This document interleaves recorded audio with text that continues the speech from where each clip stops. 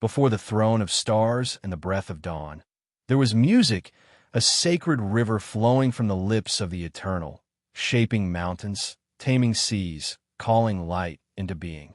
From this river of divine melody was born the soul of a boy, a shepherd clothed in humility, yet marked by the fire of purpose.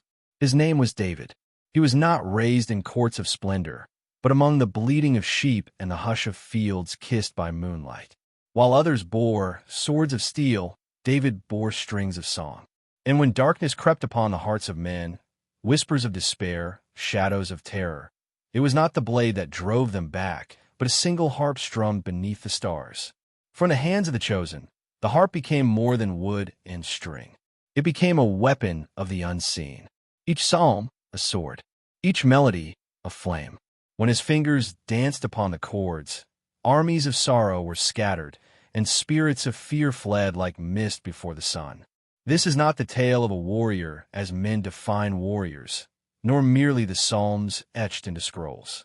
This is the hidden chronicle, the songs that shook the heavens, the secret wars fought in silence, the echoes that still tremble through the chambers of time. You will walk with David through the valleys of dread and the peaks of praise. You will see how songs become arrows, and how faith forged a crown. You will hear the music that shattered chains not seen by eyes, and feel the light that surged from strings woven by the breath of God. This is the legend of David's harp, songs against the shadows. Let the melody begin. Chapter 1. The Whispering Winds of Bethlehem. The hills of Bethlehem stirred beneath the twilight breeze, golden with grain and heavy with silence. Stars blinked above like the eyes of ancient watchers, and the sheep grazed under their gaze, calm and unaware. In the midst of this quiet kingdom, a boy stood barefoot upon the stones, his sling at his side, and an old harp slung across his back like a sacred relic. David, the youngest son of Jesse, overlooked by men, yet chosen by the divine. His voice was still touched by youth, but within his chest burned a flame not lit by any earthly fire. As the sky turned from rose to indigo, David climbed a familiar hill and sat beside an olive tree older than kings. He drew the harp into his lap, and with fingers as light as the wind, he began to play. The notes drifted into the evening like incense, winding through the trees, curling around shadows. But this was no simple lullaby. David played not to soothe sheep alone, but to awaken heaven. The melody shimmered, pure, piercing, unbound. It climbed into the sky like a cry of light, echoing in realms unseen. And something stirred. Beneath the surface of the world, in the caverns of the unseen, the sound reached ears not of flesh. Creatures cloaked in smoke, whisperers of sorrow, winced at the music's edge. For they knew this song, not by name, but by nature. It was the song of faith, the ancient harmony forged by the breath of the Most High. And they feared it. From the east, a chill crept in, sudden and unnatural. The sheep huddled close. David paused. His eyes scanned the darkening slope. And then he saw them, not with the eyes of flesh, but the sight that comes to those who have sung with angels. Shadows, not cast by moonlight, but formed by dread. They slithered between stones and trees, whispering lies into the air. You are alone. You are forgotten. You are nothing. David stood, harp in hand. He did not run. He did not cry for help. Instead, he sang. No words, only sound, raw and radiant. His fingers danced across the strings with fury and grace. The notes leapt like lightning, and his song became a sword. Light poured from the chords in waves, striking the phantoms with force unseen. They shrieked and fled, dissolving into mist as the song rose higher, pure and victorious. When the final note fell like a dew upon the grass, silence returned. Not the silence of fear, but of peace. The wind warmed, the sheep stirred, and the boy, this shepherd warrior, knelt and whispered a prayer. Not by might, nor by power, but by your spirit.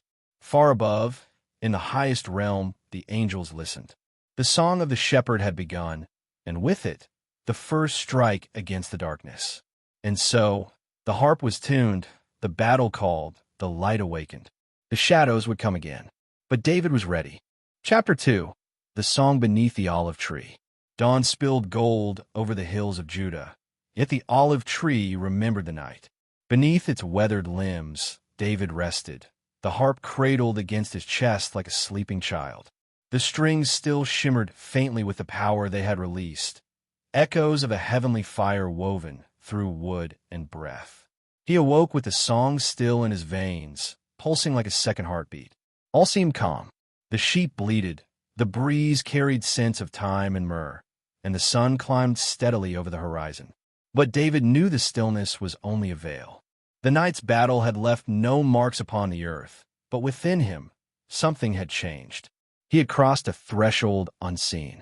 The veil between the worlds had thinned, and he had been heard. From within the caves of the underworld, murmurs stirred. A name passed between the lips of spirits long exiled.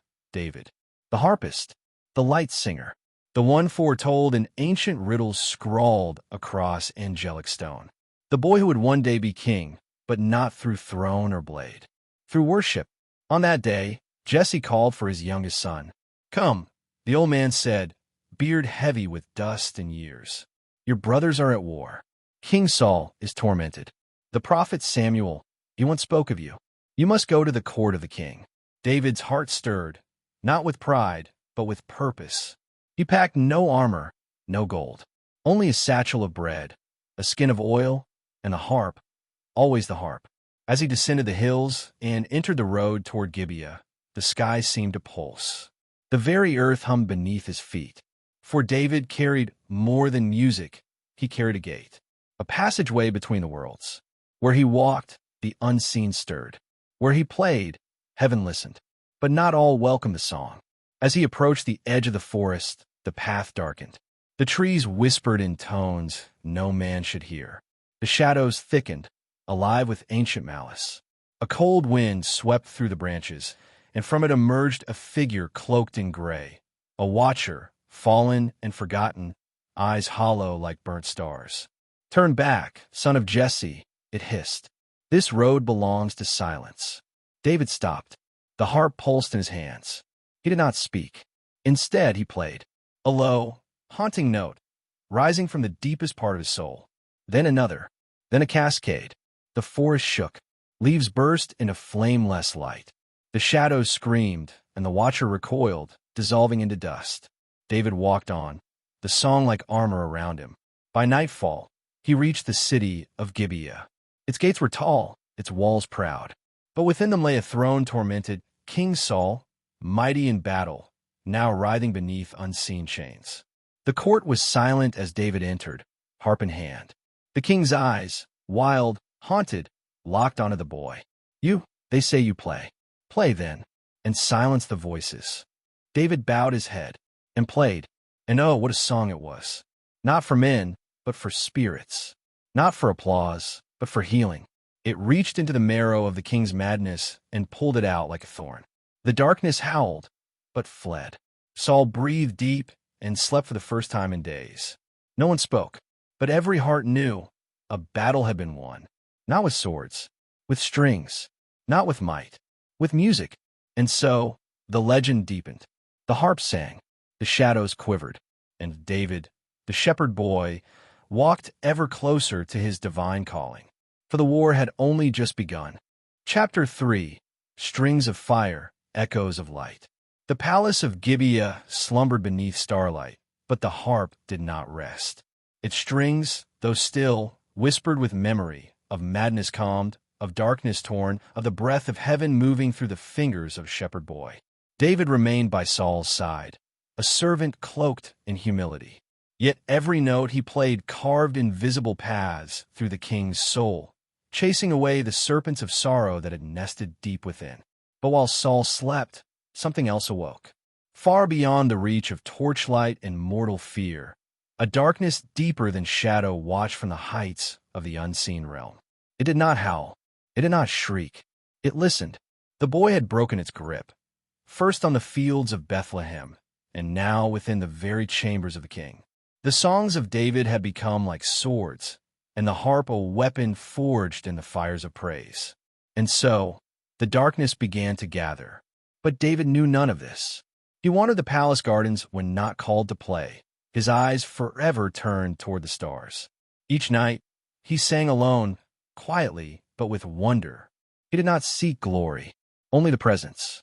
One evening, as silver clouds drifted across the moon, David climbed to the highest terrace and played a melody born not of memory, but of prophecy. The song rose from his soul like a flame, fragile, flickering, yet fierce.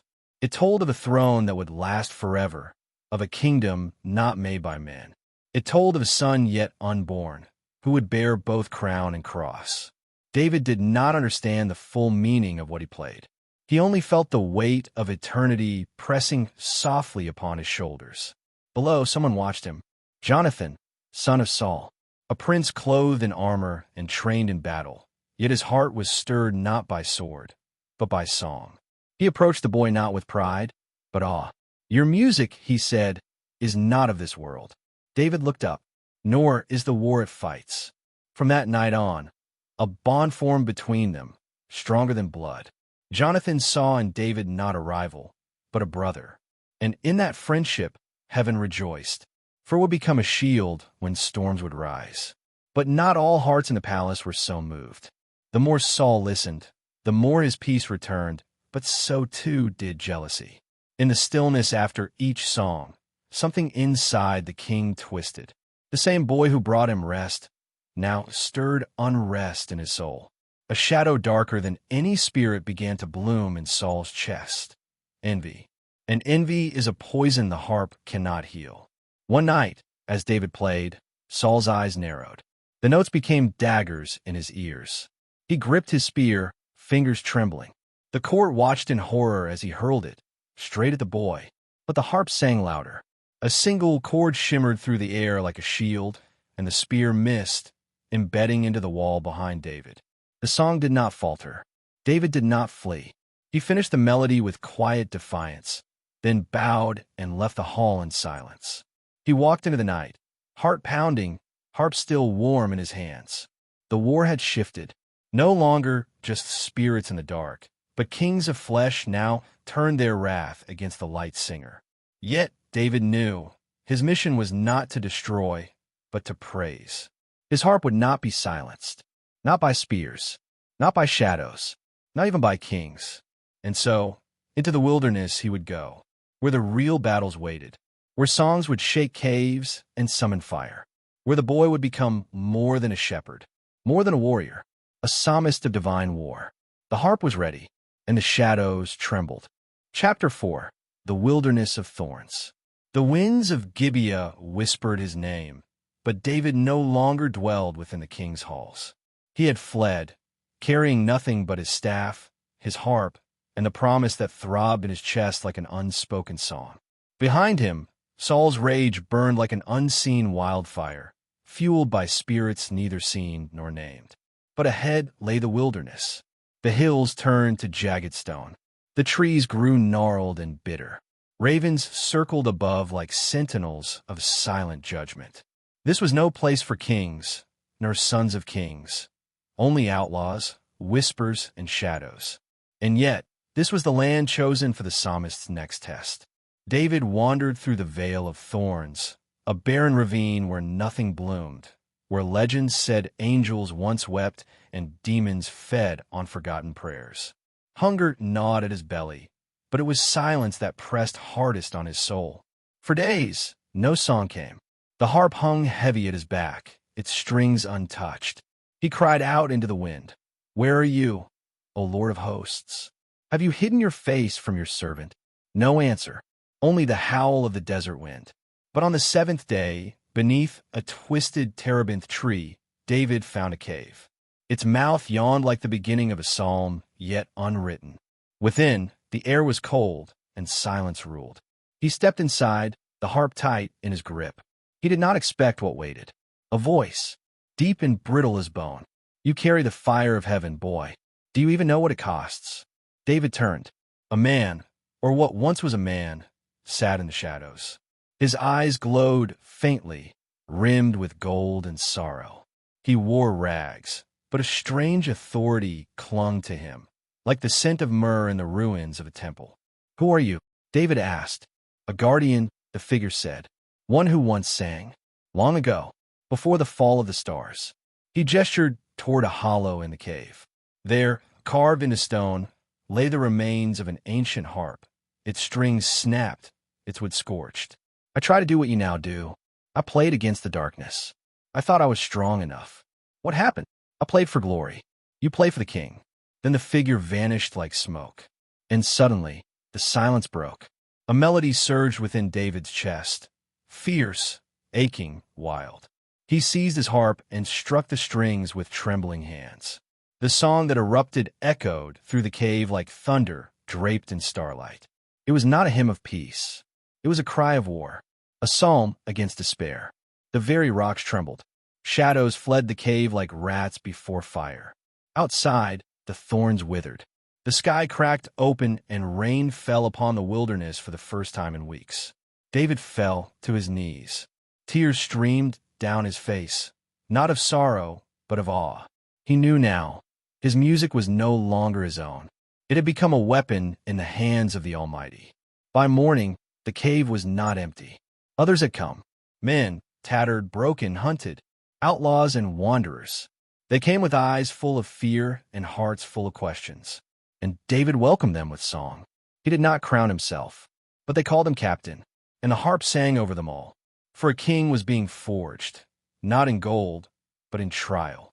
Not in courts, but in caves. Not with swords, but with strings. And somewhere in the dark corners of the spirit world, a great throne of shadow cracked. A song had entered the wilderness, and the wilderness would never be the same. Chapter 5. The Choir of the Broken. They came like whispers carried on the desert wind, men whose names had been erased from the scrolls of honor. Some were fugitives, some debtors. Others bore invisible scars, tormented not by enemies of flesh, but by the terrors of their own hearts. But when they reached the mouth of the cave, they did not find a warrior with blade in hand. They found a shepherd with a harp.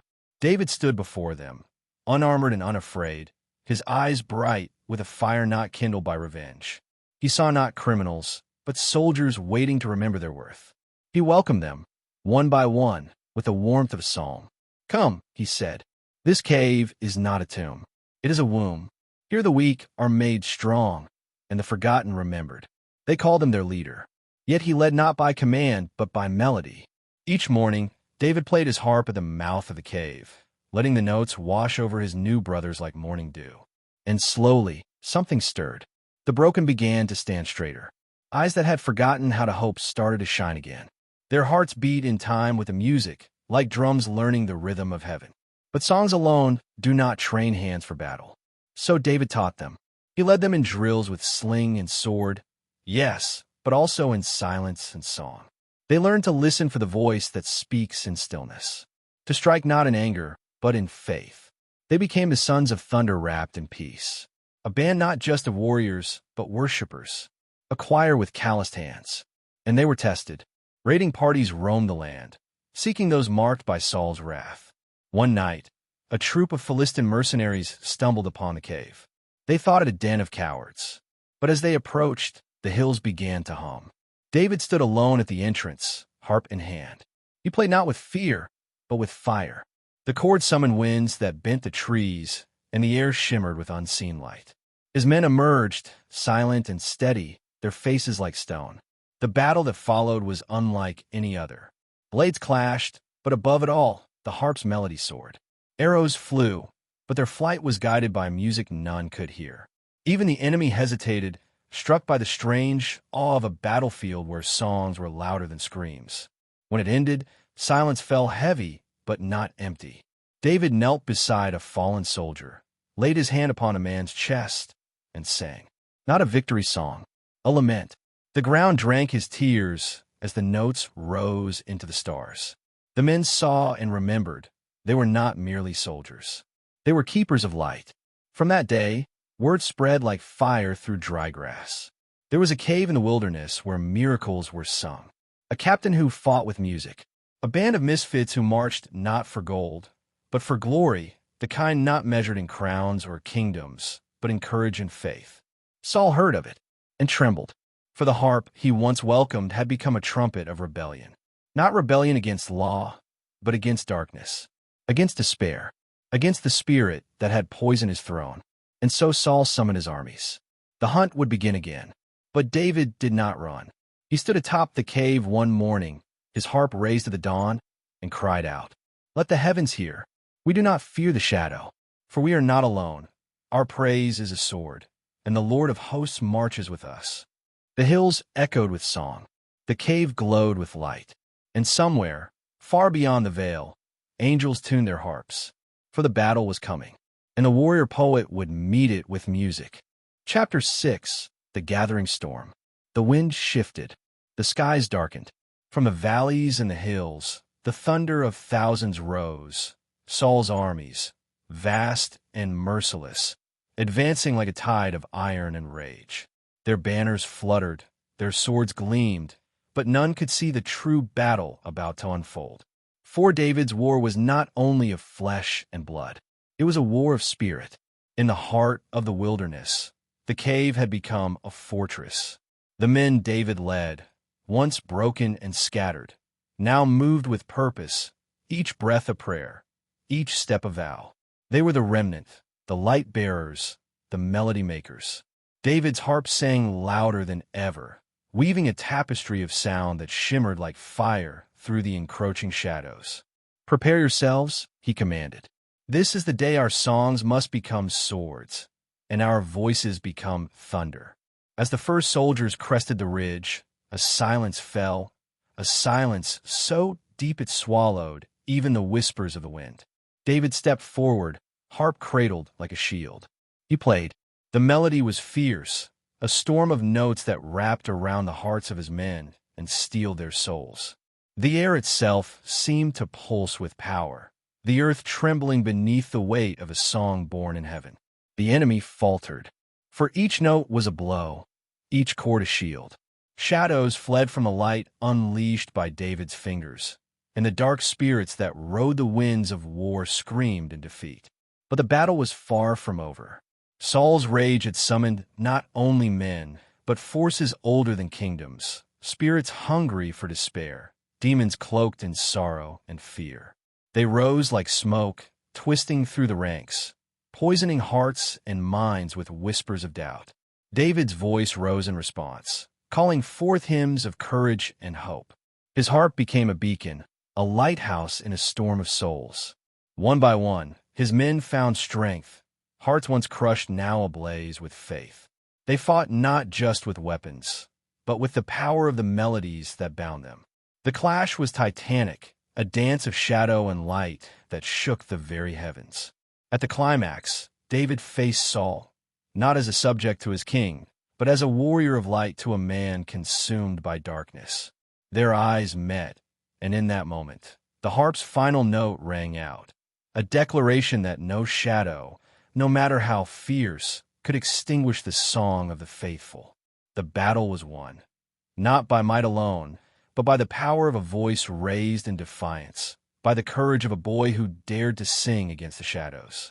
The harp had become legend, and David, a king not only of men, but of melody and light. Chapter 7. The Light After the Storm. The dawn arrived like a slow, golden tide, spilling warm light over a land scarred by the fierce battle just past. The wilderness, once a harsh and merciless expanse of thorns and shadows, now seemed to breathe anew, each blade of grass glistening with dew, each leaf shimmering as if touched by angels' fingers. The air, heavy with the scent of smoke and earth, carried whispers of both sorrow and hope. David stood at the edge of the battlefield, the weight of his harp a familiar comfort in his arms. His eyes swept across the wounded and the weary, men whose faces bore the marks of fear and courage intertwined. The clash of swords had ended, but the fight within each soul was just beginning. The silence between breaths was thick, broken only by soft groans and the distant call of returning birds. David knew that true victory was not measured by the fallen foes or the captured ground, but by the healing that followed. He knelt amidst the broken, fingers trembling as they found the strings of his harp. A single note, clear and pure, broke the stillness, a seed of melody planted in the fertile soil of silence. Then another note, then another, until a song began to rise, delicate and strong, weaving through the air like a thread of light unraveling the dark. This was no ordinary song. It was a hymn of restoration, a psalm born of battle and faith. Each note carried the promise of renewal, the power to mend shattered spirits and soothe aching hearts. The music wrapped around the wounded men, soft as a mother's embrace, fierce as a warrior's vow. As David played, faces once grim and haunted softened. Eyes that had forgotten how to hope now glimmered with tears of relief.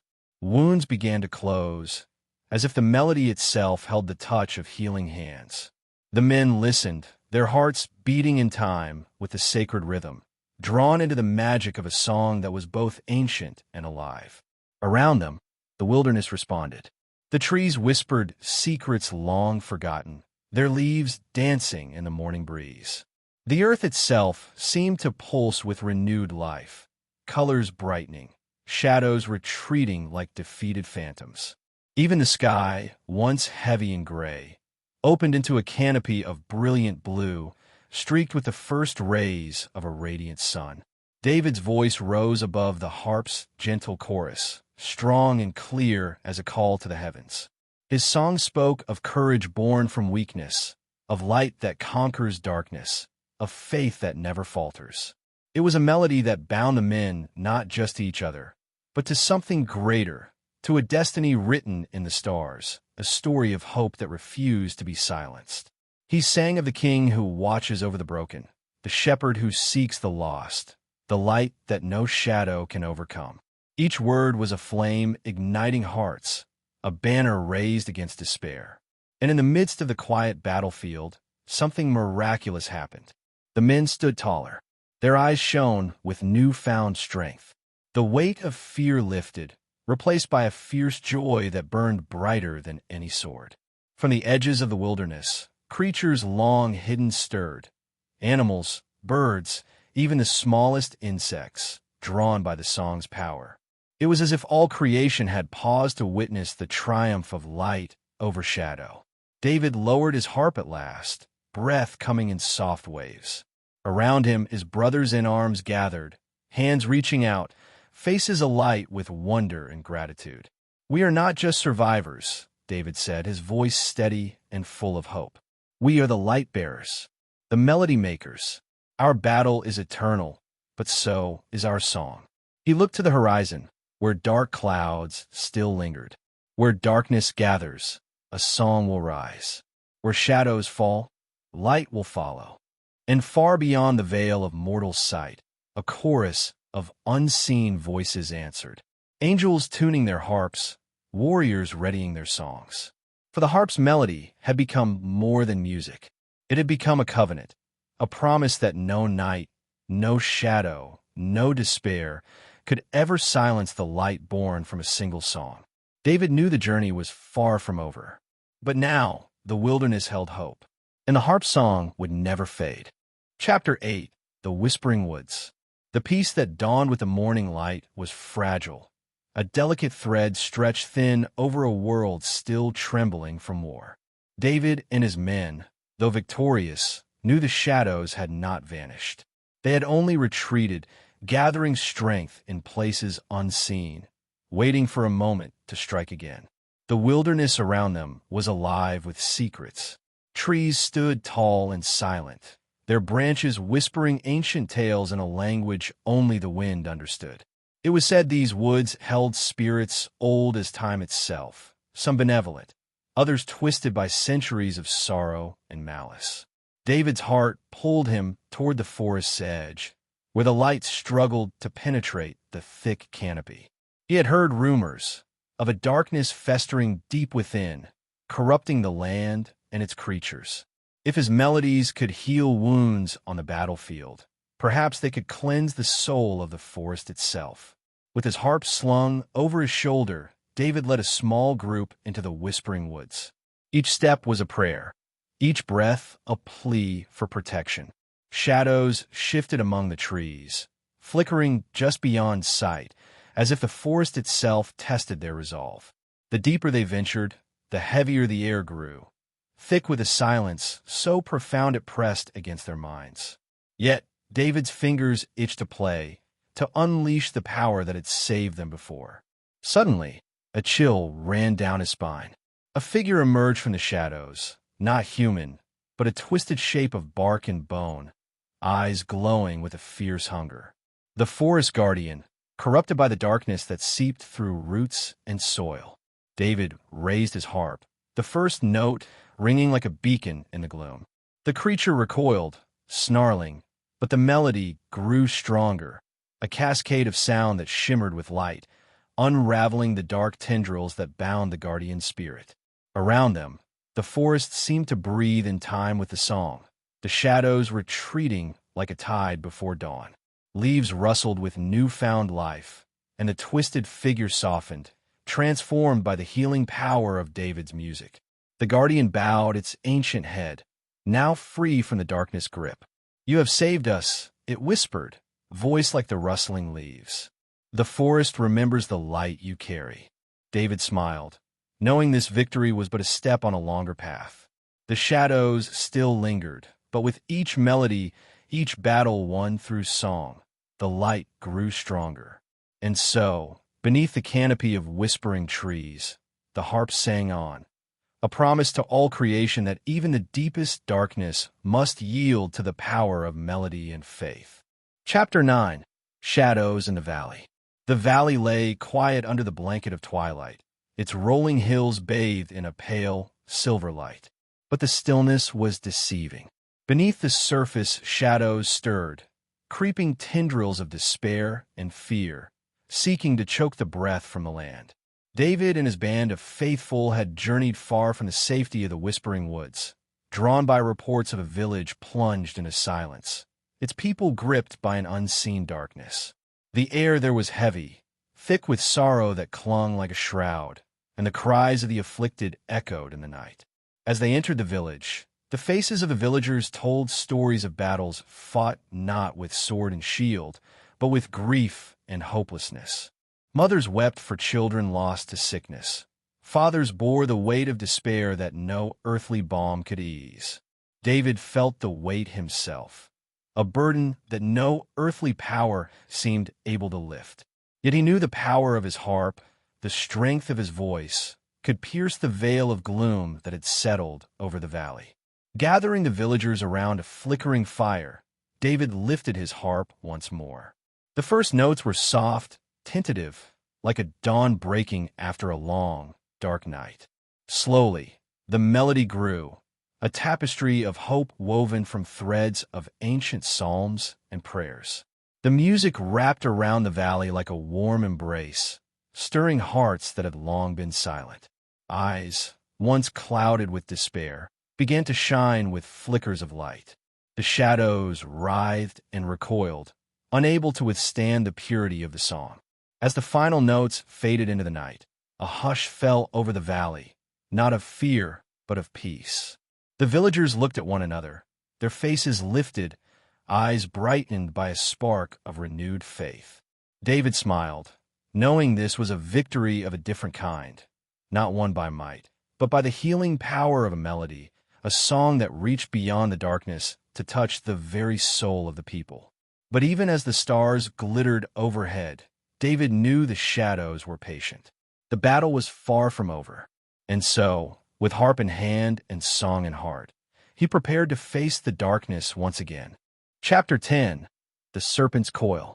Night draped its velvet cloak across the land, swallowing every trace of daylight, as if the very earth held its breath. Beneath a sky scattered with cold, indifferent stars, an ancient evil stirred deep within the bowels of the earth. A darkness as old as time itself, coiled and waiting like a serpent ready to strike. This was no ordinary beast, but a shadow woven from the fears of countless souls, a venomous terror that slithered through hidden places and fed upon the hearts of the weak. David stood at the threshold of this abyss, the entrance to a cavern carved by time and dread. The air was thick and foul, suffused with a malevolence that clawed at the spirit and seeped into the bones. Around him, the world seemed muted. The wind hushed as if even nature dared not disturb the darkness within. Yet, in David's hands rested a weapon mightier than any sword. His harp, an instrument of light and ancient power. The memories of battles past swirled in his mind. The cries of fallen foes, the gleam of hope shining through the deepest despair. He was not alone. His faithful companions stood behind him, faces etched with determination, eyes burning with the courage of those who had witnessed miracles born from melody. The cavern mouth yawned wide, a maw of jagged stone and shadow. Steeling his resolve, David stepped forward, the echoes of his footsteps swallowed by the oppressive silence. As he moved deeper, whispers of ancient curses seemed to crawl along the walls, and the serpent's presence thickened in the stagnant air. Then, from the depths, a low hiss slithered out, cold and sinister. The serpent revealed itself, a monstrous, writhing beast of shadow and scaled nightmare, eyes glowing like molten gold, its coils twisting endlessly around the cavern's heart. Its breath was a poisonous fog, its gaze a paralysis of terror. David's fingers found the strings of his harp, and with a breath drawn from the well of his courage, he struck the first note. It rang out clear and sharp, like a blade forged from starlight cutting through the abyss. The serpent recoiled, snarling in fury, but David's song grew, swelling like a tide of radiant energy. Each note was a beacon of hope, a spell woven from the sacred psalms of old. The melody surged through the cavern, weaving light into the darkness, binding the serpent's coils with threads of pure, shimmering sound. The beast hissed and writhed, striking out with venomous fury, but the music was relentless, a shield and sword entwined in one. David's voice rose, strong and unwavering, singing of courage, faith, and the eternal light that no shadow could conquer. His companions joined in, their voices merging in a chorus that echoed like thunder through the stone halls. The serpent's coils tightened with each verse, its strength waning beneath the power of the song. Time seemed to stretch, the battle of light against darkness unfolding in a timeless dance. The cavern walls shivered, stones trembling as the ancient power clashed. Finally, with a cry that echoed through the earth itself, the serpent convulsed and began to unravel, its body dissolving into wisps of shadow chased away by the music's brilliance. Silence fell like a blessing as the last note lingered in the air, a promise of victory and the dawn of a new day. David lowered his harp, chest heaving, eyes shining with the fire of triumph and unyielding hope. The serpent's coil was broken, its venom quelled, but David knew this was but one victory in an endless war. The darkness would return, patient and cunning, but so long as his harp sang, so long as his voice rose against the night, the light would never falter. For in every shadow there lies a song, and in every song the power to heal, to fight, and to conquer. Chapter 11. The Siege of the Silent City. A heavy fog rolled across the horizon as David and his companions marched toward the silent city, a place once vibrant with life and laughter, now shrouded in an eerie stillness. The air was thick with despair, as if the city itself had been drained of hope, silenced by invisible chains that bound every soul. Stories had reached David's ears of a darkness that crept through the streets like a plague, stealing voices and breaking wills. No cries for help pierced the cold night. No songs lifted spirits. The city had fallen into a silence so deep it echoed louder than any battle cry. As they crossed the city gates, David's heart tightened. The streets were empty, houses abandoned, and shadows stretched long and cold beneath the dim moonlight. Yet, beneath the silence lurked a sinister force, feeding on fear, growing stronger with every breath of despair. Raising his harp, David stepped into the city square. His fingers trembled for only a moment before the first notes filled the stillness, fragile as a flicker of flame in the dark. Slowly, the melody grew in strength and courage, weaving through the deserted streets, calling to the forgotten souls trapped in silence.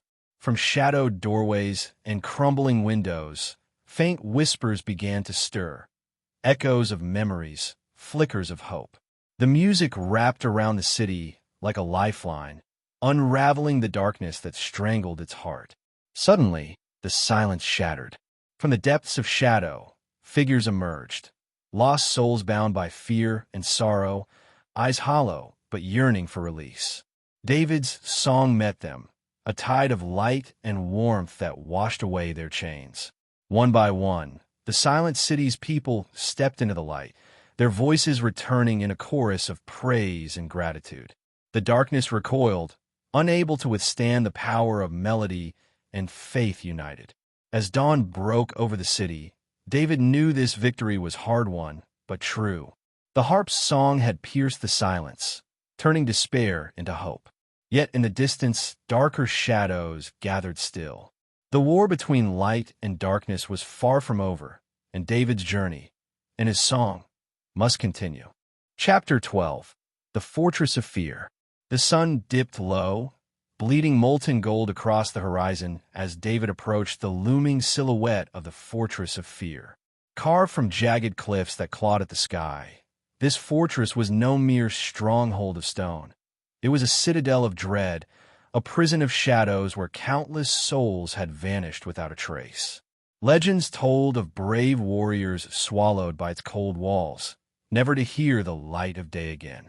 David's heart beat steady, but beneath the surface, a chill of ancient terror sought to root him in place. The air grew thick with whispers, half-heard voices of those who'd lost their way, echoes of despair that seeped like poison through the cracks of the fortress. A heavy mist curled around the stones, twisting and writhing like living smoke, reaching out to snatch the courage from his soul. The path forward was treacherous. Every step felt weighted with the grief of those trapped inside, their silent cries pressing against his chest. The fortress gates, vast and iron-bound, groaned as David pushed them open. Inside, darkness fell like a shroud, thick and suffocating, smothering even the faintest flicker of hope. Yet, David's fingers rested lightly on his harp strings, his beacon against the overwhelming blackness. As the first note rang out, sharp and clear, it shattered the silence like a sword strike. The melody poured forth, weaving a tapestry of sound that danced through the towering halls and winding corridors. The fortress seemed to resist, shadows coiling and twisting to snuff out the light. Walls trembled as the darkness whispered poisonous lies. You are alone. You will fall. But David's voice rose, unwavering and fierce, calling forth ancient psalms of strength and salvation. His song was a shield against the onslaught, each note a spark igniting the gloom. As the music surged, shadows recoiled, and in their retreat, faces began to emerge, prisoners of fear long forgotten. Eyes clouded with terror cleared, hearts burdened with dread found new breath. One by one, the captives stepped forward, drawn by the promise of freedom carried on the harp strings. The fortress trembled with the force of the breaking spell. Chains shattered, walls cracked, and the heavy fog of despair lifted like a fading nightmare. Light flooded the chambers, chasing away the last vestiges of shadow. David's song echoed through the fortress, a triumphant anthem that declared victory over fear itself. Though battered, the spirit of the citadel was broken, and those once imprisoned now walked free beneath the dawn's golden light. Yet, as he looked to the horizon beyond the broken fortress, David knew the battle was far from over. For every fortress conquered, another shadow waited, darker and deadlier than the last. Still, with harp in hand and song in heart, David stepped forward. The light would never waver. The music would never cease. The war against darkness was eternal, and so was the song. Chapter 13. The Valley of Echoes.